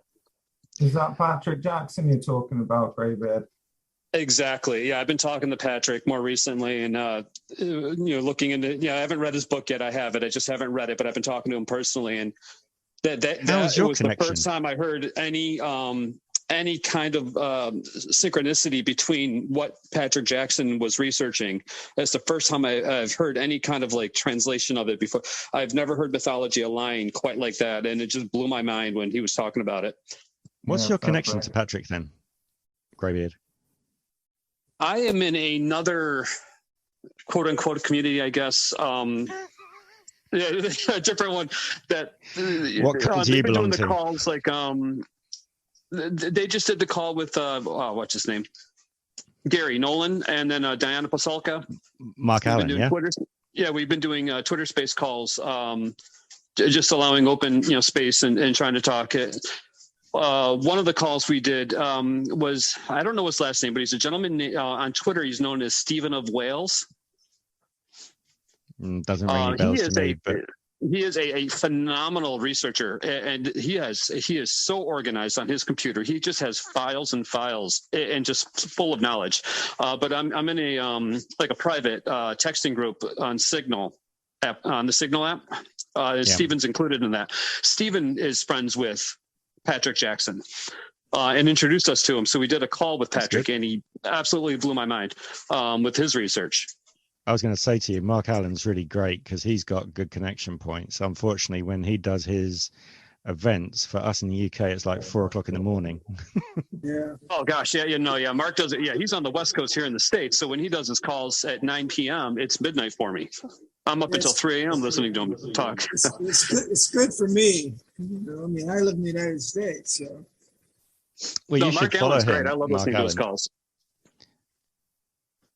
Right, and Anthony, all of his, I think his are all in the 9 in the morning for me, so they work out pretty good. Yeah, Myron, I'll send you Mark Allen's ID in Twitter Space, in a direct message in Twitter, and then he does actual events. So just tell him that you'd like to hear about it, and you can hear what goes on with him, because obviously Greybeard's got that connection point as well.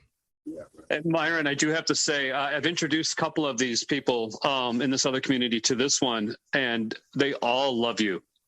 The 3 or 4 that have made it into our calls the last month or so, absolutely love you when you talk. By the way, just wanted to throw that out there. Thank you. I really appreciate it, because so for so many years I was really, really punished for what I was saying. I mean, punished. Just put into So your that's you, direct Ian. message. They haven't mentioned you, so I'm sorry, or Paul, but they all kept asking me. Hang on a minute. What are you saying about me? What are you saying? Greybeard? I'm just, they didn't ask about me, you, or Ian. That's all. They all had questions on Toby, who's this Myron guy? I'm like, oh, Myron is excellent. And then now they've been joining the calls to listen. Yeah, actually, I've been getting tons of people on my Facebook. And they're all these people that you're talking about, and they like my art and stuff like that. It's kind of weird that it isn't negative. That's a good one of thing. the guys, he's strictly, he doesn't even get into the conscious side of it. He's more of a nuts and bolts video UFO kind of guy. And he went to your website and he said he's looking to, he was going to buy some of your art, but then he couldn't decide which one. But he says, I have to buy some of his art. He goes, it's just awesome. He was just blown away by it. And I didn't see that, coming from him. Just, I didn't think he would be interested in your quote unquote woo side of it all. What was funny about it is when I was actually showing all over the world, I refused to sell anything. Because I didn't make it to sell. I made it as my process. And then I got so much of it. And then I did this show with Clive Barker. And I don't know if you know who Clive Barker is, but I did a show with him.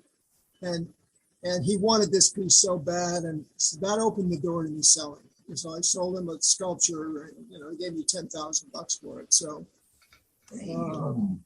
but it's hard for me to sell things that are my life. It's like tearing a page out of your diary and selling it. Or ripping a kidney out. Or ripping a kidney out of some other organ, like your heart.